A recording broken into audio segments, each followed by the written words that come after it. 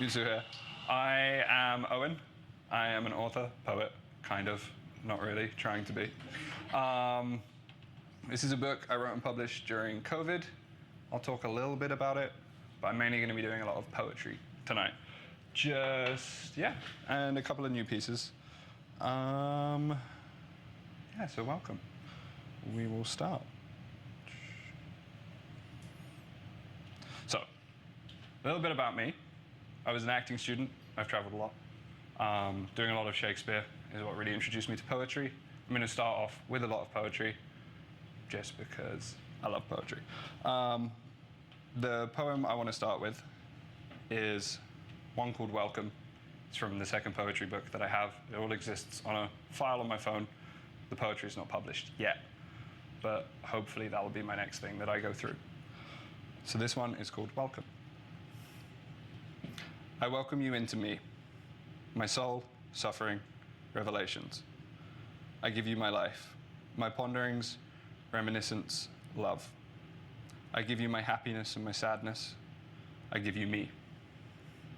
I welcome you to the story of me. With my poetry, I open myself to you, so that you may understand my thoughts throughout my years. With my poetry, I allow you to see my journey through the pain and thoughts I have suffered, to the loves and lives I have shared. Welcome. I give myself to you. I hope I can help you however you need me to. I hope you see me in a true light. I hope my words convey my soul, and I hope my soul passes your judgment. Welcome to my poetry. Welcome to me.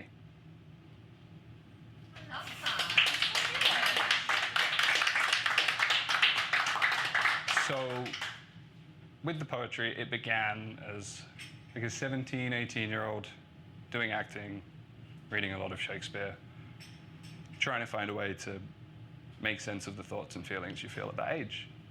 That all started in a poetry book that I now title Coping Mechanisms. The one you just heard is from the second one, Next Chapter, and the one I'm about to read is from one called The Start of Understanding. And I think this one might be my favorite. It feels very academic. A lot of the other ones feel very juvenile, but I still love them all the same because that's the early thoughts. But this one's a little bit more refined. So this is called Pretty Patterns. Pretty patterns of time and space that glitter our lives and set their place. Reminders remembered through life's old story as symbols and shapes relit for glory. Memories merge and make new waves, for the future is past, in the present it's made. For futures to happen, just calculate back to the sea of patterns within your almanac. With weather like water and influenced flow, such as life just the same, like a tree it does grow. Study strictly this art and you'll learn it too. There's a reason for things like the sky being blue. Cause and effect that create this universe happen with time they rehearse. Memories make moments, moments mean past, purposefully practiced for the scene that is last. Mysterious ways these patterns show throughout time, art in all things like rhythm and rhyme, letters and words mirroring like a W to an M. Purpose lies deeper, deeper within. Pretty patterns are in all, be it pleasure or strife. To learn their knowledge is to learn the meaning of life.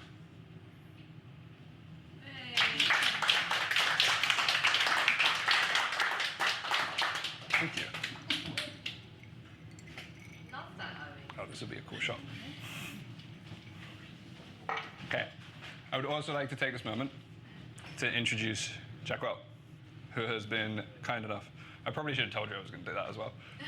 He's been kind enough to set everything up. His ideas are so much better than mine for the videography side of things. I was going to set up a camera and call it quits. He's got some amazing framing going on. He's got the light work. He's got everyone's heads.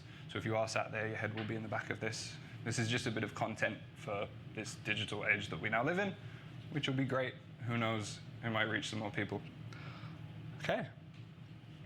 The next poem is called The Oracle's Reality, and it's from the original book, Coping Mechanisms. Through a lot of my writing, themes started to appear and I started to lean on as I wrote more and more. The Oracle was one, gods are another, prisoner and phoenix as well. I love the Oracle because it kind of allowed me to explore that talking to your future self, talking to your past self kind of area. And this is the first one that the Oracle appears in. The Oracle's reality. When people ask the Oracle what he sees, they are asking how he sees. When an optician asks you to read the board, it's not for them they are asking. They know what's written there. It's the same. When you go to an Oracle, you're asking if you're long-sighted or nearsighted. Or maybe you've got one eye looking slightly in the wrong direction. The Oracle gives you your prescription, not your prediction. Like a pair of glasses, he makes your vision clearer. Oh, mirror, mirror on the wall, who's the fairest of them all, is not asking if you are beautiful, because you all know you're beautiful. It's asking, is that beauty fading? Is my age showing on my face? Is my age showing on my soul? Do my heart and smile both frown, or does my face wrinkle from a life of smiling? This is the truth an Oracle faces. It's not that he knows when he dies, or that he knows how he dies. No, that doesn't worry him. Because he knows you could never have a story without an ending.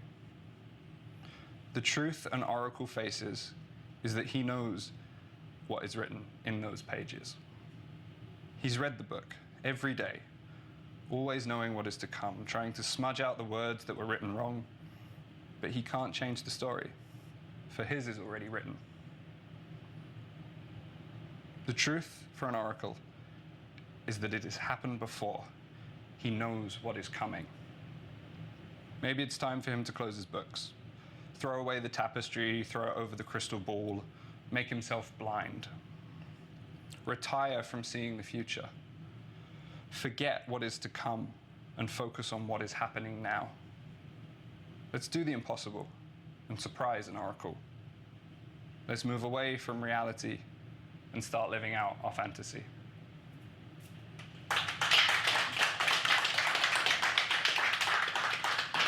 That one was super early on and is very long.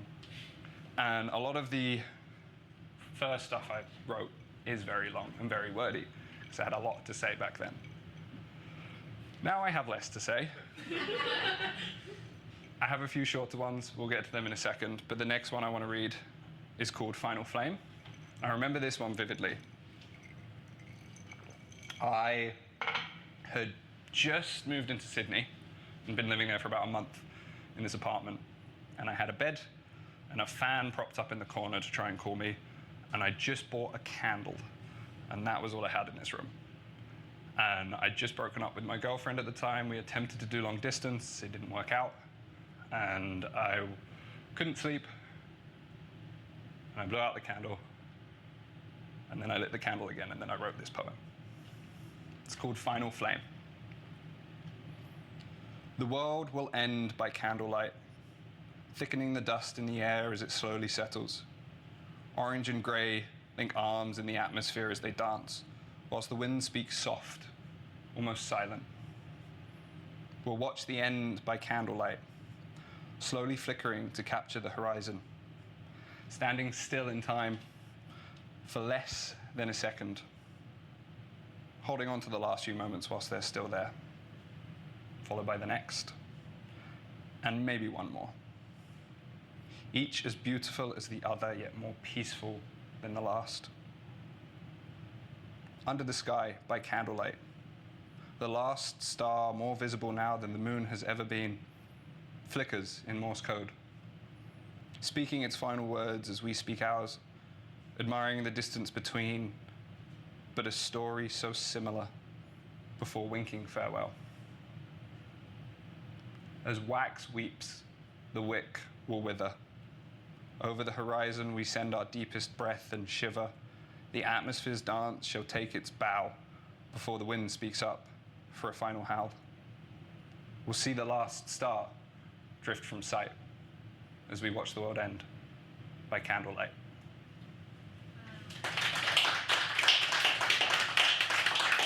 That poem is the first one I wrote that felt like a poem to me. Everything else just felt like therapy and journaling and trying to get your thoughts out. That one was the one that I went, oh, okay, I can actually write poetry. This is cool. I like this. Thank you, Michelle. Can I speak poetry? Am I good at that side of things? Yeah. Absolutely. Everybody, you need a Michelle in your life? She's wonderful. Okay. I'm going to read a couple of quick, short ones. These ones exist in another file called Penny for My Thoughts. I forget they're there. Some of them are really cool, and it's kind of an out-of-body thing. You read them and you go, oh yeah, I wrote that. I don't remember writing that. This one is called I Used to Watch the Sky. I found dopamine where the light casts shadows.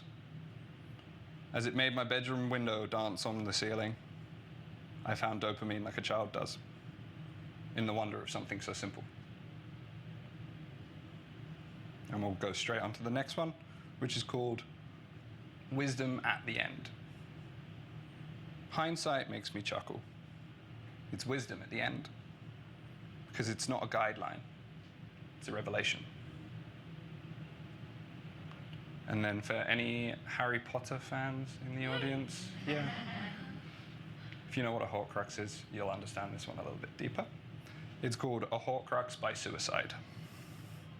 Let us sit on the fence between life and death with the version of ourselves that didn't make it, and discuss what happens in each of our worlds. You who were so desperate to see the underworld, tell me how everything you hoped for. You in the afterlife, tell me your stories and I'll tell you mine. I'll tell you of not only what it's like to survive, but hopefully in coming years, I can tell you what it's like to thrive. Okay?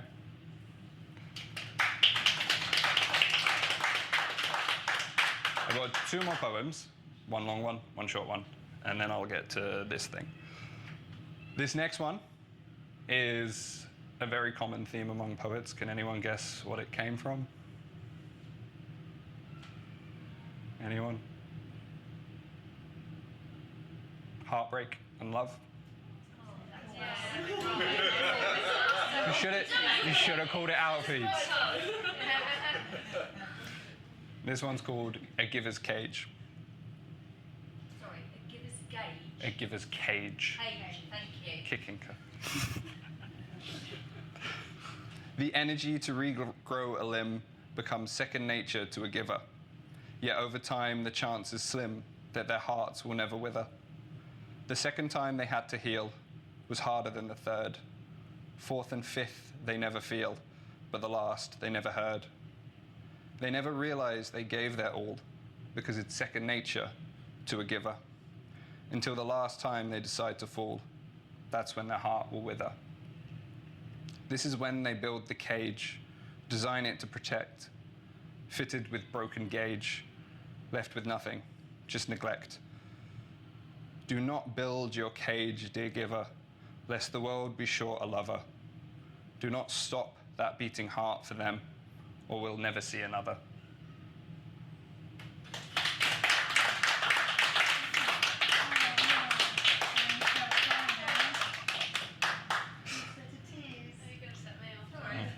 That's okay. And then the last one is along that theme of gods. Hades, Greek mythology, I love very much. So this next one, it's from a different file called Ramblings. It's a bit older. It's called Hades and the Poet. The lord of the underworld is a sap. Of course he is. When his days are filled with lost souls, how refreshing it must be to see one as hopeful and as optimistic as a poet. Someone capable of turning sorrow into beauty.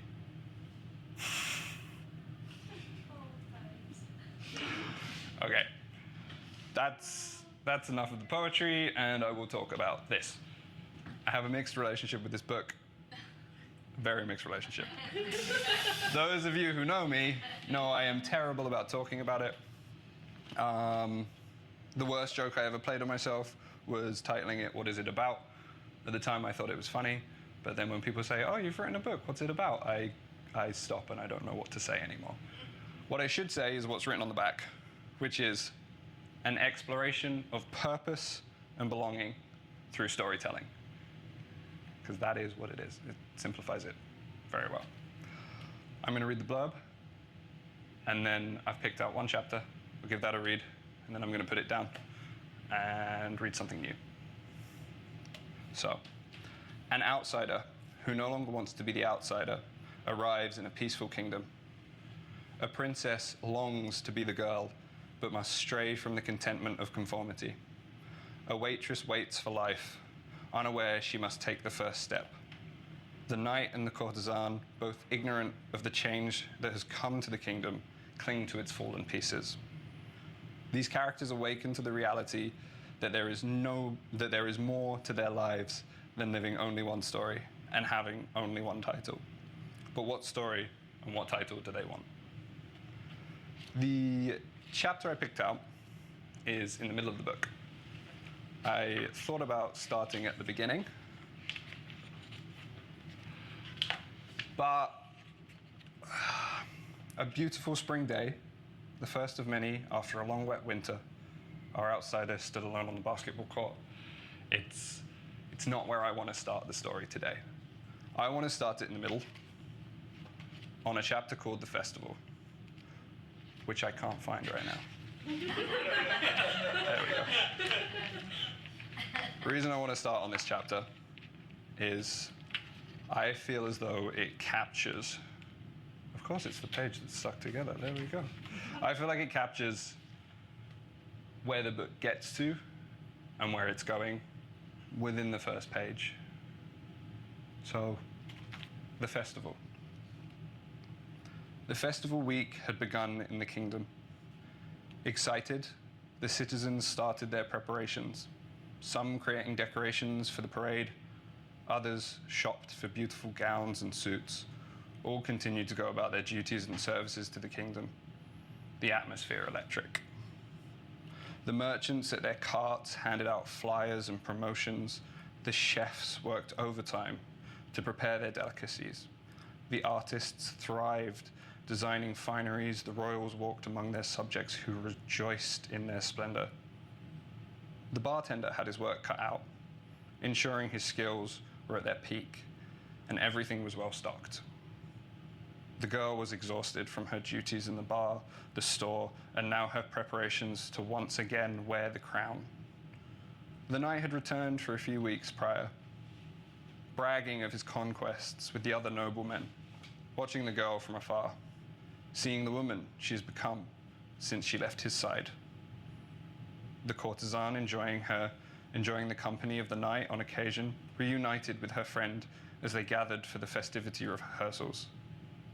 The peace of the kingdom disturbed, pieces of tension scattered. The girl grew close with the model as they spent time organizing events, working alongside the royals. Each morning, the servant girl continued to visit the bartender, her days ending at his apartment, relaxing into herself as the nerd. The peace of the kingdom may have been disturbed, but from its pieces, a new way of living had begun. Okay. Put that one down.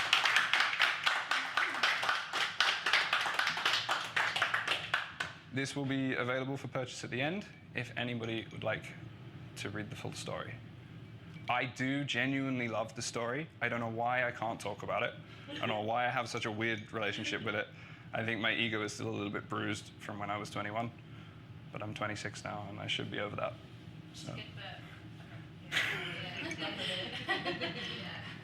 For those of you who have read it, thank you very much. But I have another book that is the first book I ever started writing, that I started around 10 years ago. It started as a short story based off of just the title stimulus of Californian Sunset. I have written and deleted and written and deleted, and it's moved to my trash folder in my Google Drive, and it's come back out. And now I love it. And its working title at the moment is Golden Hour. It's the next novel I'm looking at publishing, but I'm not in any rush. I really like this one, and I really like to just sit down in my leisure and let there be no pressure. And as my writing has improved, I go back and I refine it, and it's kind of a never-ending practice. But I'm near the end, and then I will talk about it more. But I want to open with a refined version of the original short story. And it starts with our silence. "Where are you?" she whispered from the edge of the room. Sat cross-legged in the center, with eyes closed, he replied, "I'm on a plane looking out a window." The sound of static played over the radio. She would always sneak in here between classes, but this was the first time she'd brought him too. "And what do you see?" she asked. A candy orange sky and the sun setting behind the ocean. Light bouncing off the waves, bringing the stars to the surface of the water before they rise into the night sky. The depth of his voice cut through the static. A smile broke across her face as she shut her eyes to join him there. "You really do have a way with words, don't you?" "Nah, I'm better with numbers. They're consistent." He stretched his legs and opened his eyes. Mackenzie turned off the radio, sitting in front of Iggsy, placing the soles of her feet against his. He curled his toes over hers and looked around the abandoned mechanics shop. "So, you any good with cars?" "Nah, I'm better with photography." Mackenzie stretched, touching Iggsy's toes. He crawled his arms up his calves, grimacing at full stretch as he gripped his ankles. "You gotta loosen up, mate," Mackenzie said as she leant back and arched her spine, pushing her chest out. Iggsy hugged his knees into his body. "I'll try."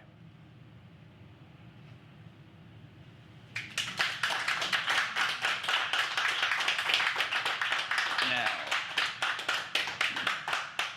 that is everything I had prepared, but I do have more prepared. I kind of wanted to open it out at this point as an artist who's a little bit lost on where and what I want to do.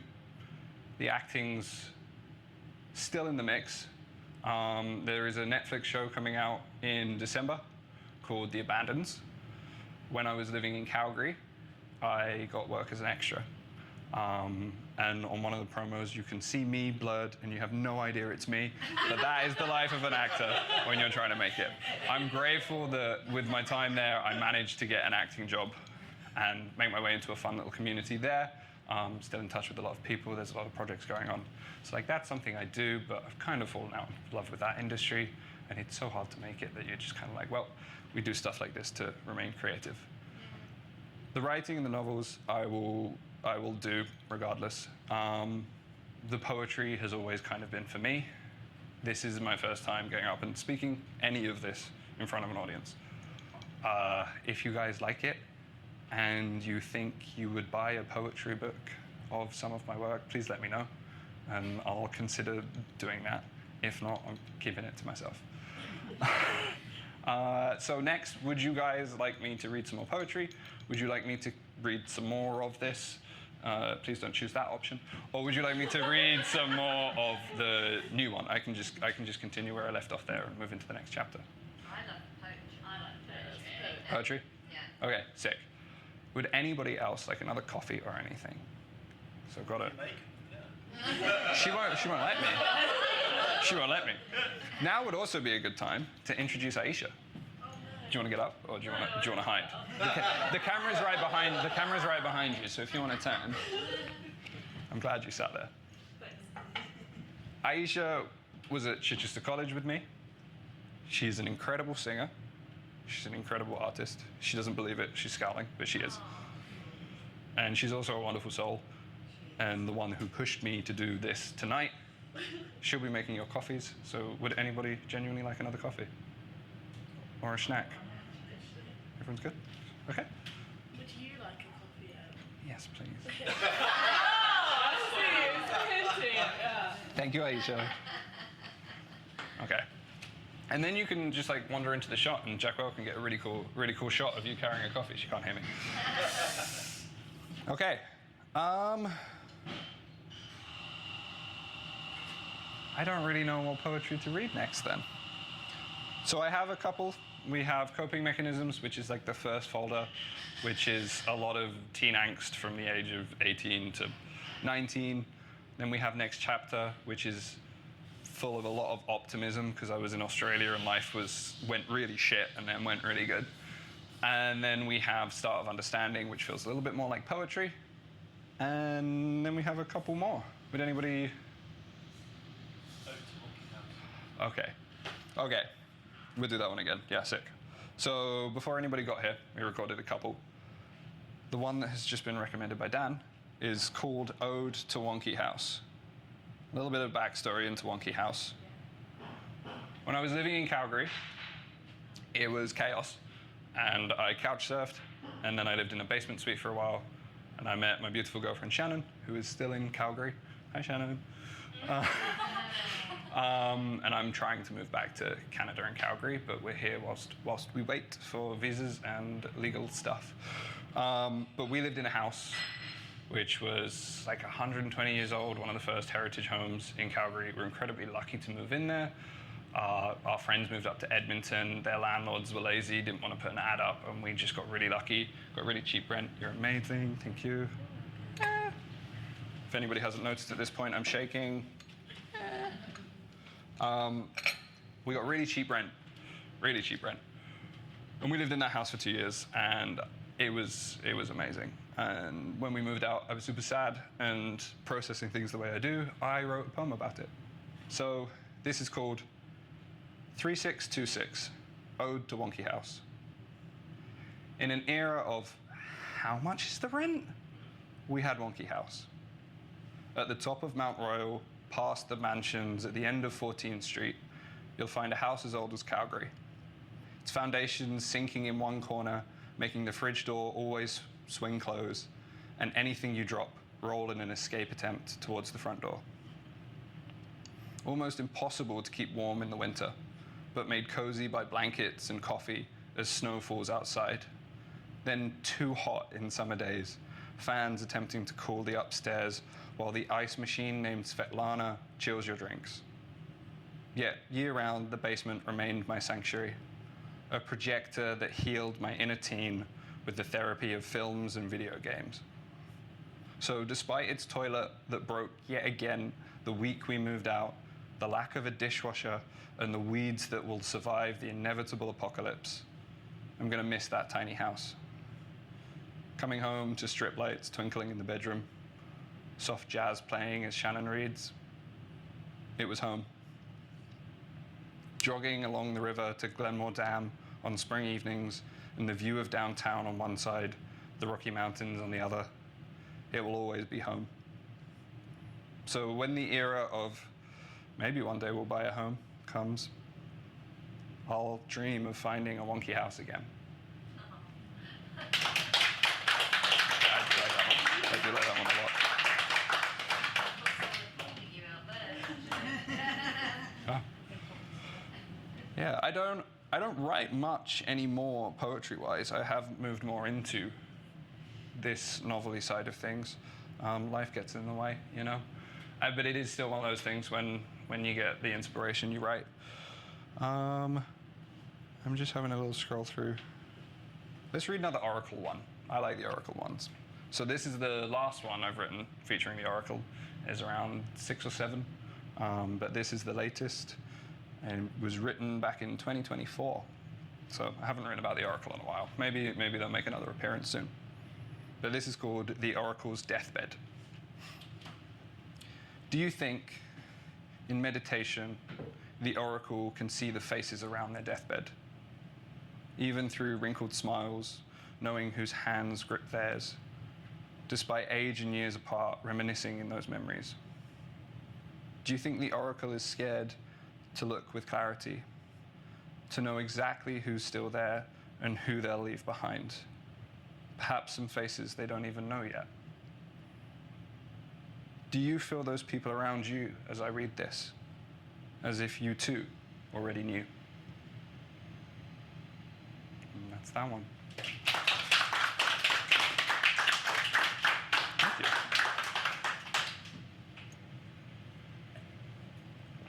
It's always awkward when you have to stop to drink, isn't it? Also, I'll take this moment whilst I think of another poem to read. Aisha's planning on doing a couple more community events. Did you want to get up and pitch anything that's going on with your friend? I'm trying to buy time. We're going to host a cake club here in a couple of weeks, which is really cute. Like, it's just a bunch of mostly ladies, but we have one man, if there's any male bakers in the room that want to help level that out. But yeah, we set a theme every 1 or 2 months, and we come and eat cake and drink coffee and stuff like that. But we're really open to anything here. People can use the venue for free. So if you've got stuff that you want to host here, like music, book clubs, whatever, just come in and have a chat with us. And you can use the space. We can do evenings, or we've got upstairs seating as well. If you want to do it in the day, you can do something small up there as well. So just come in and chat to us, and we can have some bits. But yeah. Thank you. Owen should do a monthly or weekly poetry club. Yeah, we're thinking if you guys enjoy this, we can do that. I also think we should do an open mic comedy night, and people can sign up and come do comedy. I think that would be great fun. I've been to a couple. They're great fun. You can just come up and bomb on stage, but everyone will laugh at you anyway, so it's great. I think we should do that.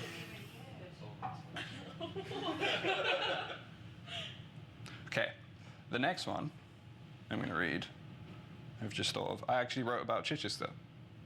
So, that one. Yeah. So I'd just gotten back from Australia at this point, and I'd come into chai, and I love chai. Studying at Chichester was great fun. I'm so glad I did that course. I met some amazing people. I learned some amazing skills that have taken me genuinely around the world. Flyering, stuff like this, the confidence to just kind of be shot down by people and get up and keep going. One of the greatest skills I could have learned as an actor. And I use it every day. But I came back, and chai felt weird because all my friends were gone. And it kind of, you realize that life continues without you, and that hurts the ego of a teenager. And then you grow up. And yeah, so this one's called Weightless in a Ghost Town. I've lived another lifetime since I last stepped here. Sorry, I'm going to start that one again. As you can see, I've not rehearsed this one. Weightless in a ghost town. I've lived another lifetime since I stepped here. That is a different life and a different person. Sorry, one more time.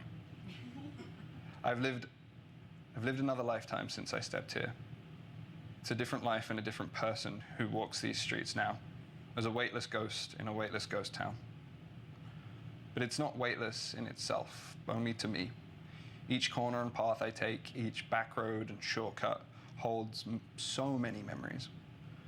I can't turn a corner without seeing the ghosts and footprints I had left behind before, the flavors and feelings that once carried so much weight and reality here. So now I float aimless, bathing in this reminiscent air that lingers as a weightless ghost in a weightless ghost town. It's strange to think how well I used to know these streets, but how unfamiliar they feel. I know where they lead and what follows, but I no longer recognize where I place my steps. I enjoy this feeling. It's humbling, being able to see where those moments have led me. Now having the power of hindsight, for I am a ghost, and this is a ghost town, but both are still very much alive.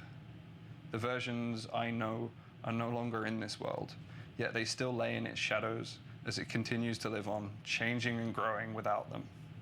They have no weight anymore. They are what was. This is what is next, what is now.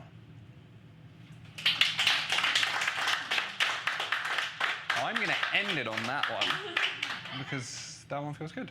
Yeah. I What also, inspired you to write in the first place, though? mental health problems. Genuinely, I think therapy's too expensive. And I had some amazing teachers who, I mean, you weren't really my teacher, but Amazing teachers, but not you. you were amazing in the sense I was so idle in H&C with nothing to do, and you said, come dance with some dancers, and I was like, okay, sure. Why not? Yeah, and you made me like leap across it. That was great for my confidence. 18-year-old girls and me just being like, it was always fun. But I think being in that space, being around like Shakespeare, being around writing, and like the era, I remember button poetry coming up on my Facebook and watching some of the guys do that, and kind of standing in situations like this. And yeah, I was kind of what led me. We were writing stuff in class as well. I've got some on there that I haven't written, but are like group projects that when you'd write stuff down on your phone in class, I just kept and then called it my own and moved into a folder. We had an exercise, we had to write something in iambic pentameter, and me and the girl I was writing it with wrote one and then wrote another one. She's insanely talented, but both of us didn't take anything seriously. And then Lorraine got annoyed at us because we weren't taking it seriously, so then we wrote a really dumb one, and she kind of let us go on that because she found it funny. So there was always a lot of writing in class and a lot of that kind of stuff. And then, yeah, I know how my mental health is according to how much poetry I'm writing. If I'm writing more poetry, yeah, if I'm writing more poetry, I've got more stuff to process. If I'm not writing anything, I'm pretty sound. So, yeah. It must feel good to be able to, to put your feelings down on. I've never written anything on paper. Recommend so, it. Yeah. Journaling is great. Yeah. It feels cliche to say, but journaling is great. It's a great way to process things. And I was a weird kid, and You weren't to me. but I was a strange kid with a strange way of processing the world, and I feel like that then comes out in poetry. But then strange people will read your work and go, I like that because they're strange too. So yeah.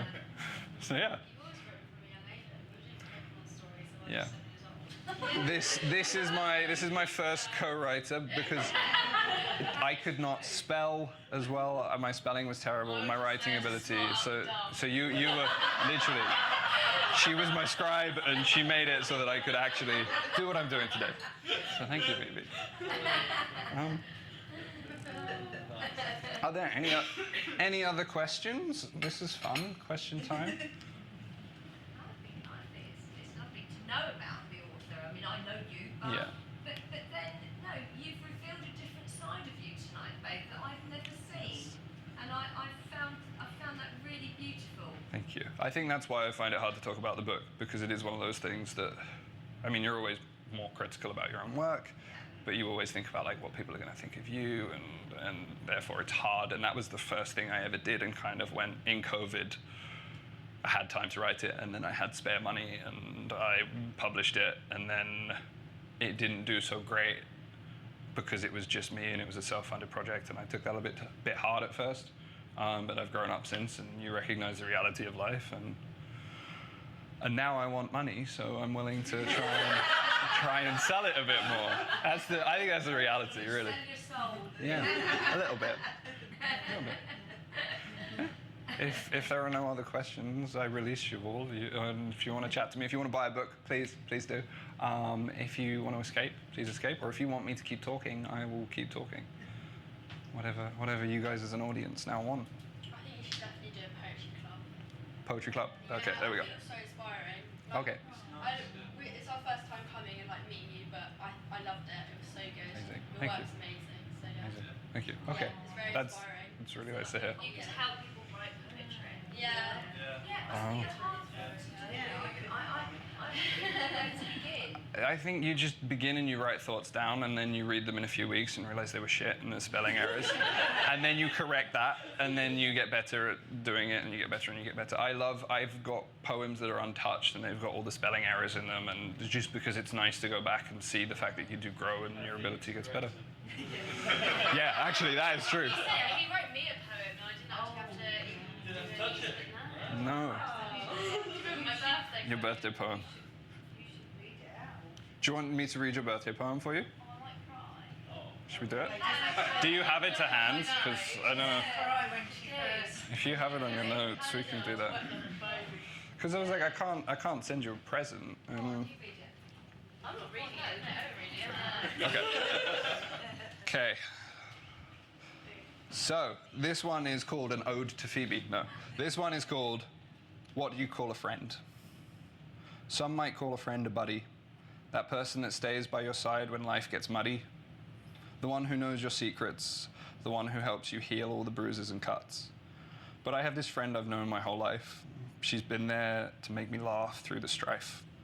A patient lady with the kindest heart, Her love and passion for life is her greatest art. I'm proud to have watched her grow. I think she is the greatest person I know. So what would I call a friend? I'm sorry, that one's wrong. I fucked that up for you. Sorry. So would I call her a friend? Maybe. But I think the word is too small to describe Phoebe. Sorry about the little fuck up in the middle there.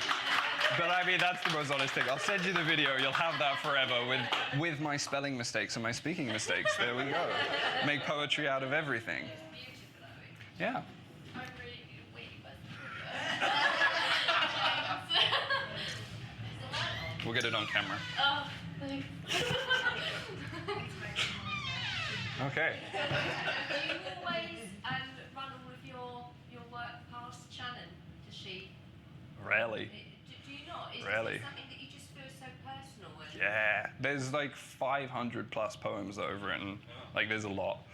And about 10% are actually, I feel like, can read and are actually good quality. But that's your judgment, though, Yeah. isn't it? Yeah, that's the thing. And I feel like it's so much harder to get up here and read them. I've hand selected the ones that I know I can read, but there's so many on there that I would start reading and immediately be in my head, see the 18-year-old version of me and be like, yeah. Yeah. No. Have you tried somebody else reading your poems too? Oh, that's terrifying. No, but I will. Do you want to read some? I'll give it a go. Yeah? Oh, yeah. That's a good point, isn't it? But how it hits with you. You wanna come up here? I'm sorry, I've had four pints of Hell yeah. Yes. HSB before doing this. What's your name? My name's Robin. Robin. Robin. Everyone, this is Robin. Hi. Me and Dan found him on the street and dragged him in. Yeah, what, that's right. like an hour ago? Yes, I was just walking back to my hotel, and Really? having been at the Park Tavern with some friends of mine from Chichester University a long while ago, and yes, you accosted me. We did. We did. And I thought, well, Are you glad you did? Oh. yes, I am.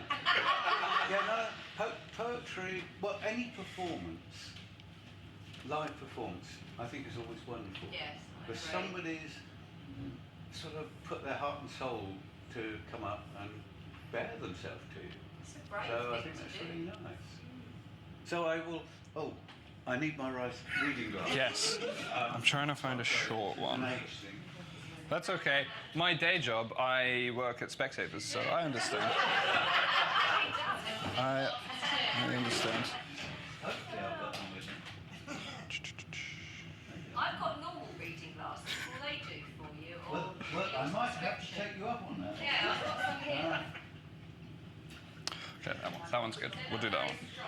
No, I didn't. Yeah, This is great. Oh, my bad. I'll prepare that next time. Let's see if I can see your phone. Let's see if you can see my phone. I've picked one of the short ones. Thank you very much. I'm going to steal your seat. Bye. This is going to be weird for you, boy. Oh, yeah. Wait. Sorry. How do I get it Oh off? God, I'm going to get the mic shut. I'm going to pop it in there. Yeah. Okay, can we just do a testing quickly? Can you just... Hello. Tell everyone your name and your life story. Right. Well, I'll try the first line. We're all going to meet each other at the end. Imagine if we shared honest success stories there. Rather than failing to see our own masterpieces, sorry about that, and inflating them until they pixelize. That's it. I'm not sure if I should try that again, but anyway. Shall I try it again? Try it again. See if I can get it better this time. We're all going to meet each other at the end. Imagine if we shared honest success stories there, rather than failing to see our own. and inflating them until they pixelize.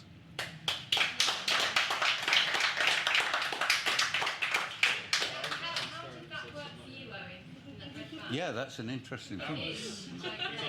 That was cool. It's really cool. Because you read it in your own way, Yeah, with your own spacings. Yeah. And yeah. okay, That's good. I like that. Can we leave him like Robin? Thank you very much. Thank you. Just gonna steal the mic from you, Robin. Oh, yes, yeah. That was fun. Does anybody else want to read a poem? Oh, this is fun. Does anybody else? Michelle? Of course, Yeah, Michelle? What one can we find for Michelle? Should we find her a lengthy one? I'm going to check for spelling mistakes as well. And grammar mistakes, because that might not help you. Would you like a mic? Where can we clip it? There. Yeah, there we go. Introduce yourself whilst I look for a poem. I'm Michelle, Phoebe's mother, Donna's best friend, and I'm like a second mother to this boy. Very much so.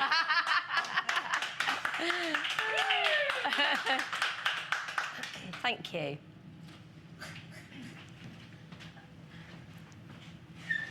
And we go on. Do we all live in the sunbeams of pain? The bright burning colours of a trauma we can't remember. I'm not suppressed.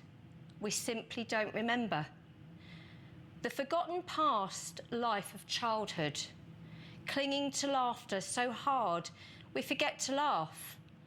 A dull glint in the future that reminds us to move forward, though we know not why. How did that sound?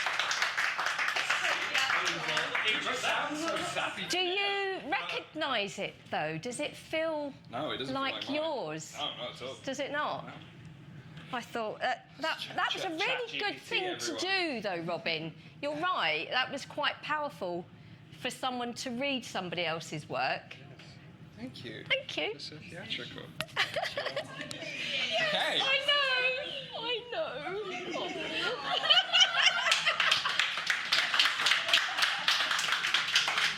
And she is very much like a second mother. Me and Phoebe have a great story about Michelle and my mum, which is I almost got hit by a car and your mum protected me. Both nearly died then. We both nearly died, but Thank you for that. Very responsible parent. when Phoebe nearly died, my mum protected Phoebe. When I nearly died, Michelle protected me. So take with that as you will. I've lost control of this evening. That's fine. Does Dan, do you want to come up? What, and read a poem? Read a poem? I don't know what. One of your poems if you want. Yeah, I don't know what I'm doing anymore. Come. Dan should sing it. Oh my God. Yes. Yes. Dan, do you have any of your own? He used to sing. You probably saw him at like a talent show. Oh, Sure. would you like me to read, mate? I have some weird, like, actual. Weird ones? Almost like rap, like terrible. I wrote Oh, no, when I was it doesn't 18. have to be Yeah. musical. Would you like a short one? Are you going to sing? Would you I'll like do a long whatever one? you want. I can do a medium-ish one. Would you like a funny one? I'm gonna give you a funny one. You want a funny one? This Okay. one. Ignore the. Oh, why is that on there? I clearly made a note whilst drunk. Shopping list just says milk. No, there is a drunken note about a lady who was at Stampede on the bottom of this poem. I don't know why that's there. Okay. So I'm gonna make you. Yeah, up go as well. for it. And this one's funny and dumb, and I must have written this one whilst I was drunk. Okay. If the smell of a urinal cake brings back fond memories, is that a youth well spent or a pre-signed ticket to an entirety repenting?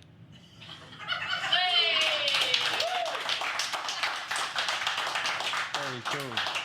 Do you want another? Yeah. Scroll. Just have a scroll. You're on the one with all the short ones. So.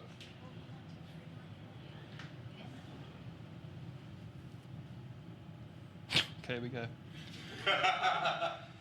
Are we echoes? Egos reimagined as we resonate through this eternal present, harmonizing with differentiating beliefs and perspectives, painting this experience we call life, fumbling and distracted by our logics, forgetting they are our own illusions, constructed to keep us stumbling on and on and on.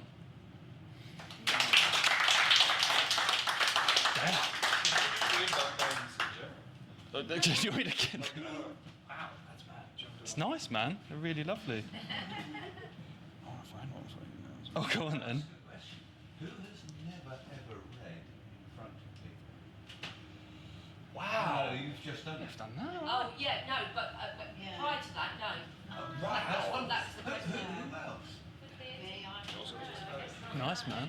You're reading. You actually read Mine it. is. It's nerve-wracking, though, isn't it? It's a wonderful thing to stand up and try. Yeah, it is. Have a go. I agree. Go on, Phoebe. Do you want to have a go? If Owen finds me one, I'll do it. Do you want to read your Sorry. one? Do you want to read the one that I wrote you? Phoebe's going to do one. No, because you've already done it. Okay.